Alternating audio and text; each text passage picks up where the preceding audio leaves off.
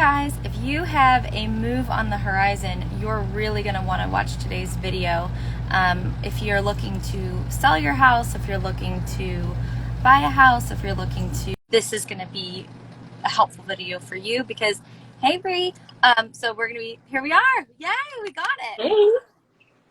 So I'm joined today again by the lovely Bre, realtor. She is my realtor who lives right near me, and we love to connect on all things Ocala, and then also all things like home industry, real estate industry, and I think that we're excited to start doing more like monthly videos together. Yeah.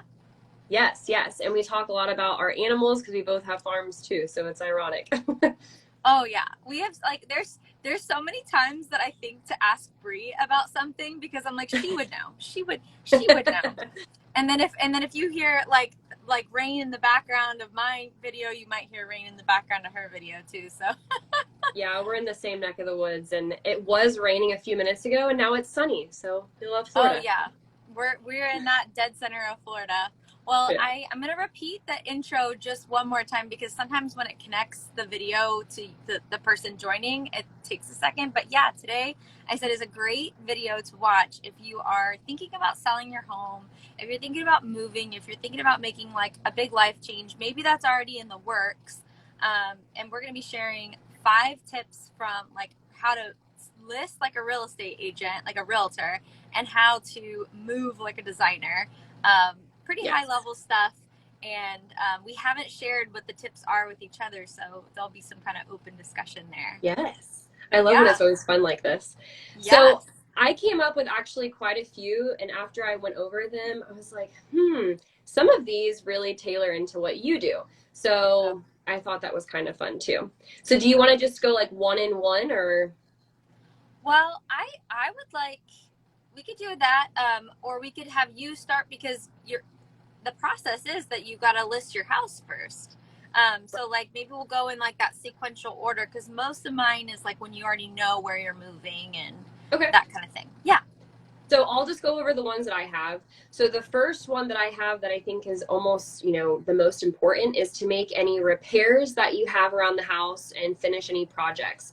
Me as a homeowner, I have many projects that we start and we don't finish. So when you're wanting to put your house in the market, making those repairs that need to be done, like leaky faucets, if there's any type of mold or anything to make all those repairs needed. I even usually recommend getting a home inspection done before we list the house. That way, when the buyers come in with their inspector, everything's been addressed already. So there's no like, oh my goodness, this needs to be taken care of before we close. So that's the first one I chose. The next one I chose, especially since fall is right around the corner and it's nicer outside, is to upgrade your curb appeal. So that can mean, putting in new mulch, new rock, taking the weeds out, cleaning up your flower beds, anything for buyers that are coming by to be like, wow, the house is really pretty. I want to see it. That curb appeal is their initial instinct, especially if they just see a for sale sign out front. They don't know what the inside looks like. So having the outside look, appealing is important. A third one, go ahead. Well, what one comment I have is sometimes by the time people do your tips 1 and 2, they don't end up wanting to move at all because they're just like, oh my God, why wouldn't we have done this for ourselves? Like you literally start like getting blind spots in every room, every space of your house when you're not thinking about it. And then it doesn't even cross your mind again until you're trying to list your house or you have guests come over. And I think it's a really valuable thing for everyone, really. It is, and it's funny. I actually had one seller that his home really needed just some love, and he didn't make time for it, but he was like, I want to sell it. Well, after he gave it some love and did the decluttering and just changed everything, made some curb appeal, he decided he was staying because he loved his house so much that he fell back in love with it just because he needed that extra push. So it does happen where when you put all that work in, you're like, why would I leave now? Because my house is beautiful. Right. So the third one that I wanted to mention that I thought really coincided with what you do is, especially the things you've been posting about, is decluttering. One big thing that I like to mention is when you're a seller, a homeowner, don't think of yourself as the homeowner. Think of yourself as the buyer. You know, have the clear eyes walking in as a buyer, not as someone that's lived there. You know, what does the buyer want to see inside the home to make it feel at home and, you know, inviting? And a lot of us have clutter. It's natural. It's what happens. But there are things that you don't necessarily need to have in your home, that kind of gets pushed away into the back corner, and then it piles up, and we all know what that looks like. So decluttering is really important, especially for real estate photos. When we go in there and take photos of the house, it's nice to have clean spaces. I actually didn't even think of that one because I every time I've moved, it's been from a rental property, so it's just literally like clear the space out Yep. and get your security deposit back. But that's a really great thought. Hey, Audra. Yeah. But yeah, that's a good one. Yeah, and I've got more. I'll say on decluttering. Don't you worry. Yeah, you have a lot of stuff on decluttering. So, but it is important, you know, because I can't remember the statistic, but it's like over 95% since 2020 that buyers are buying online. And if they're buying online, they're buying from a photo. And that photo, if it has clutter, it automatically is not on their top pick because they can't see past it. You know, a lot of buyers are not, you know, they're visual, they're not creative. You know, like you on the other hand are very creative, so you can see a space and change it. But if you don't have an idea of what you want to change it into, you know, you need to see it already done.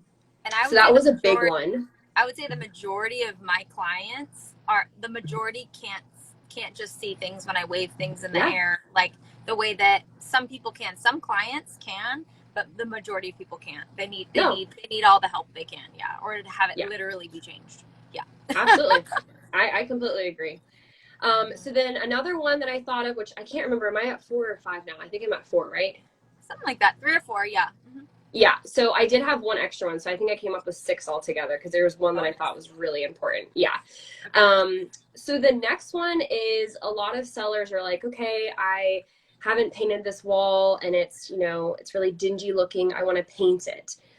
Let's think neutrals. Okay, I have a lot of sellers that want to pink walls and purple walls, and you know, it's hard to see past that. It's another visual thing, you know, for buyers. So having just neutral colors also makes, going back to you, it makes the room look larger. You know, when you put dark colors in there, it makes everything feel small and crammed. So, you know, just thinking neutrals when you're wanting to do specific upgrades.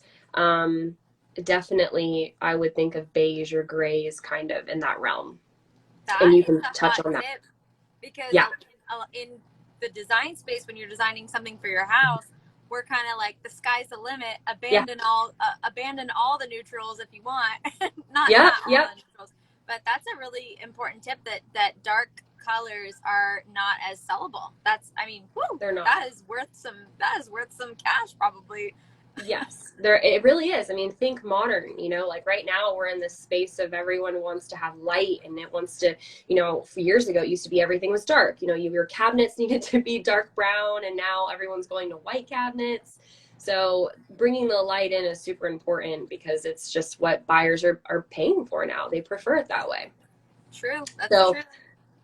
So that's one of them. And then another one I had was just simply clean your house. You know, clean your house for when buyers come in, you know, sweep the floor up, vacuum, just to make them feel, you know, like they're in a clean space, something that they would want to purchase. And for them, it makes it feel move-in ready. You know, sometimes move-in ready just means cleaning it up. It doesn't necessarily mean that the walls have to be the exact color they want or the furniture has to be what they want, but just making them feel like it's a clean space. You know?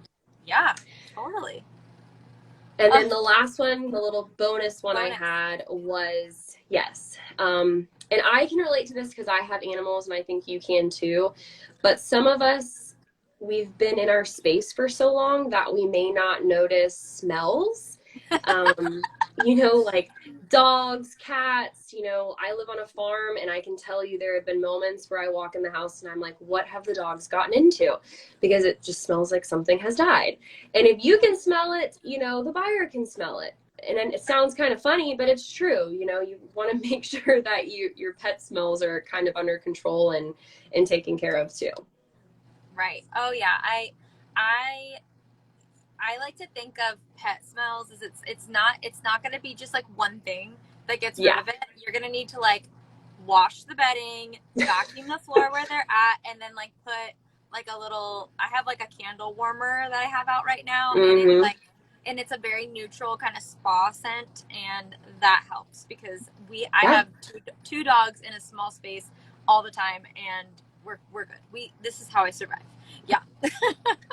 Yeah, and that's another big thing is just, simply putting out a good air freshener that's not too overwhelming. Sometimes that's a big difference. Like when I do open houses, I always have a really good vanilla fresh scent. That way when they walk around the house, they're like, "Ooh, this aroma smells so good." And, buyers love that. They love to feel at home, and that scent does that for them. But the dog and cat scent doesn't. No. Oh no. Especially if they're not dog or cat people, they're not gonna. Oh Oh yeah. yeah, they're gonna smell it. They're gonna smell it like 10 times more than you smell it as a dog Yes. owner, basically. Yes. Or a cat. I mean, a cat. I clearly don't have cats, but yeah, like same Yeah, goes. I don't have cats either, but That's I can good. imagine a litter box and everything. So, My mom used to make cookies. She used to put cookies in the oven when people were touring the house mm, because then they want to stick around to see if they get one. And it was like, I was thinking about that. That's totally like a little like yeah, brain game that she's playing on people. it is. It really is. I would have stuck around for a couple cookies. Oh yeah, like well, there might be a cookie here. Cool. Yeah, So that's your six? That's that's it. how we can list. Those are great tips, you guys. I hope you like jotted this down. This was really good because there's not all things I would have necessarily thought of. So, moving on to, let's say you've sold your house now with Bre's lovely tips, or maybe you've hired Bre to help you sell your home if you're in the Ocala area, Yeah. Marion County. How far do you go? So I do all of Marion County, and then I also branch out to parts of Alachua. Okay. I won't go to like Lake City or anything, but I don't live far from Gainesville, and I know the area, so I'll do that. And then I do Citrus County, so Crystal River, Homosassa. My family lives out there, so I'm very familiar with that side of town. And then I'll do some of Levy County. It kind of just depends on where it's at, but I try to stick of where I know. So if you're in a specific county where I know parts of it, I can help, but I always want to refer you to an agent that, can give you better customer service, because I want you to be able to ask the questions, what's the best dining around here, or, parks and stuff. And if I can't answer for you those questions, then it's not helpful to you. I'm so glad I asked you that because I have friends and family who are in those areas as well. And just a quick shout out to Bre because she's given me some shout outs on Instagram. Like, if you Yeah. want a realtor who is going to be like very, like, meet you where you are and be extremely communicative, extremely responsive, extremely professional, but like friendly and warm, she's your girl. Like, there's a lot of people who might not call you back as quickly as Bre, but she has her stuff together. Like, trust me. So, Thank you. I okay. appreciate that. It makes me feel good. Yeah. Well, okay, so now let's say that you've sold your home and you're getting ready for the big move. And if you're anything like me, that can create a whole lot of anxiety and a whole lot Yeah. of like, oh crap, oh crap. And so my advice is to pack about as if you're going for a 2-week vacation. So, because Mm. assume that you're gonna, like, as the move goes on, if you're anything like me, and if you have kids or animals, like, I have a feeling this, or if you're doing a lot of this move on your own, like not paying movers, I have a feeling it's gonna follow this pattern where, like, the closer you get to the actual like moving day, the less of your brain you're gonna have accessible, and then you're gonna have like a part of your brain like completely not come back online for like a hot week or two after your move, maybe even like 30 days. So the more you can, like, in the pre state of moving do, the happier you're going to be. And I think, like, my number one, I like to try to make things a little bit easier than they have to be all the time, even if Yeah. it's going a little step extra. But I packed kind of like enough to do like a weekend away kind of carry on situation, and I would upgrade that to 2 weeks because you never know. Like, sometimes the movers will rearrange everything in the truck and you might not know where Yeah. everything is. And if you can just pack like 1 or 2 suitcases that have all your shoes, everything you need to like bathe and wash your face at night and put on makeup for work and get onto your Zoom call and all your chargers and all your portable this and that, like literally as if you're going on a 2-week vacation, like overseas. I would pack all of that and keep that somewhere where only you are accessing it. And it's just going to add a little bit more like of a luxe experience to your move. It might seem like it's extra if you're not moving far or if your move is far out, but you'll just pack all your like travel minis, like everything. Trust me, it's a nightmare to not be able to find things like when Oh you're yeah, running on no sleep. um, absolutely.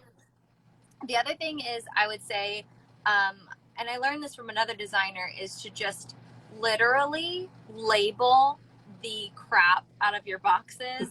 Like Yes.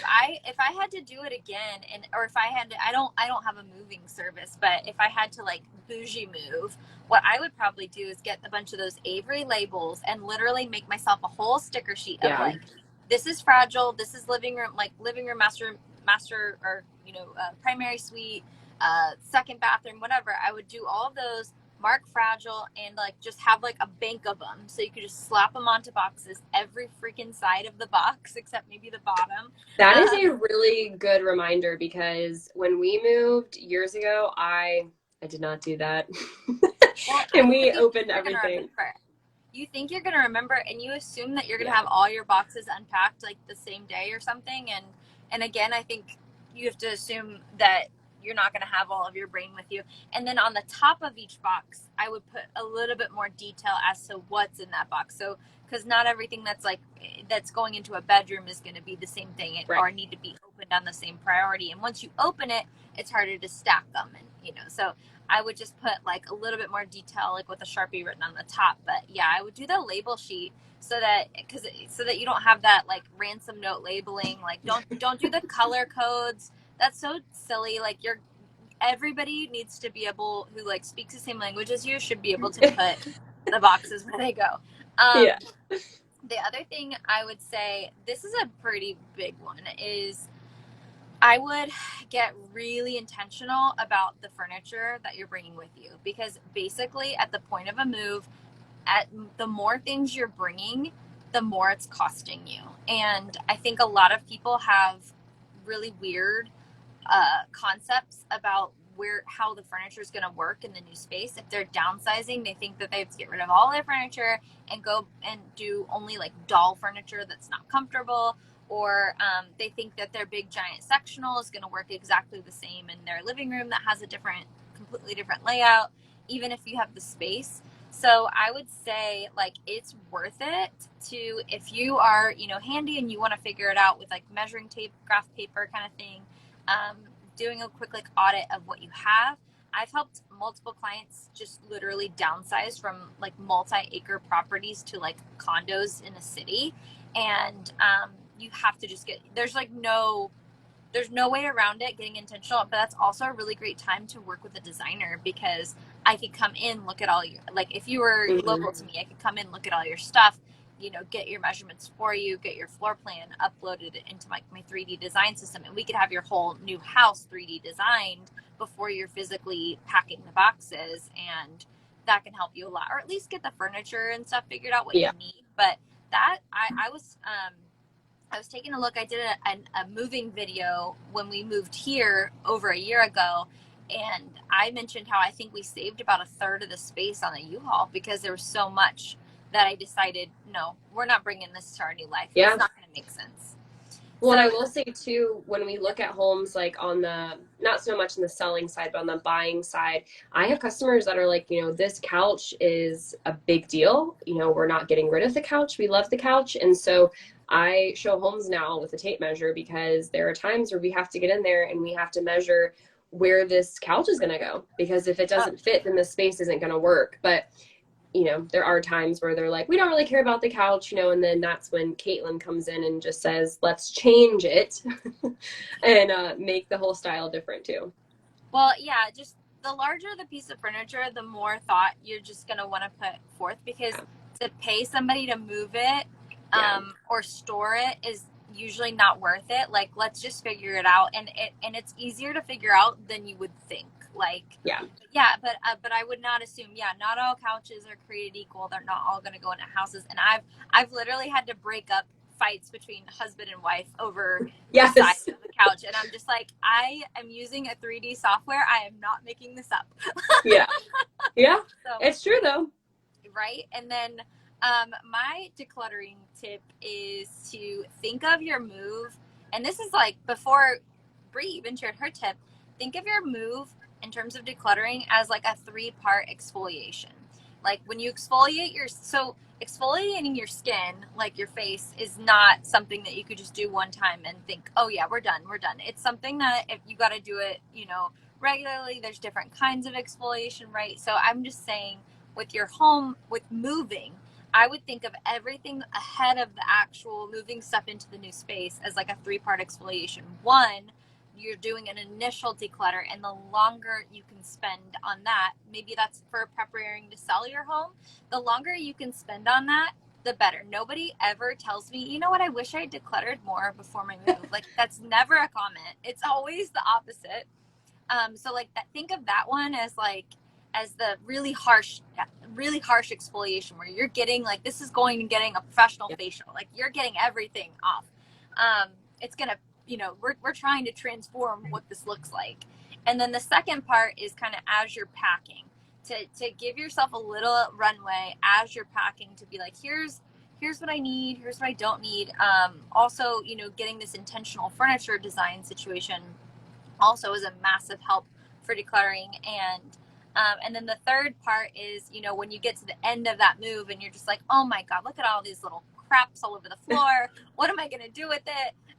Just, choosing, giving yourself enough time, not waiting until, it's the bitter end of your move and you're on an hour of sleep, but just being conscious about, like, you know what, maybe I don't need to move this. Maybe more of this is garbage or recycling or donation than I initially planned, and just expect it to be a 3-part like cleanse, exfoliation of all of your clutter, and allow it to be that, and allow it to have that much time, because the last thing you want to do is just literally like empty off surfaces into boxes. Like, this is silly, right? Yeah. It is. It is. It's a lot of work too. And then the last advice I have, and I mean, I wouldn't be a designer if I didn't say this, is to like invest in furniture wrap and bubble wrap for your nicer furniture and home decor, and what do you call it, like your valuable pieces, that your heirlooms, like you just, I wouldn't, and if they are even an heirloom where it was handed down from your great grandparents or something like that, grandparents, I would just handle that one with like your suitcase situation. I wouldn't leave that to other people. It can be kind of heartbreaking when that stuff gets damaged. That's a good point. And I think furniture wrapping, this was something I did when we moved from Morriston to Citra, is I had my sister over, and we were just wrapping all of the newer pieces of furniture, and then that way I wasn't like freaking out when they were moving it, because about every scratch, every nick, especially painted furniture, it's going to show everything.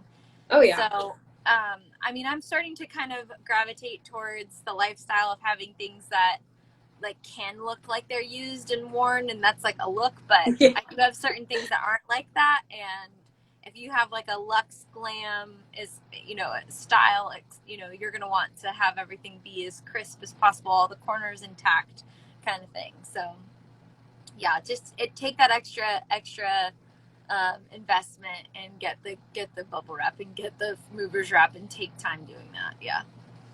Yeah, those are really good. Those are honestly things I wouldn't have thought of either.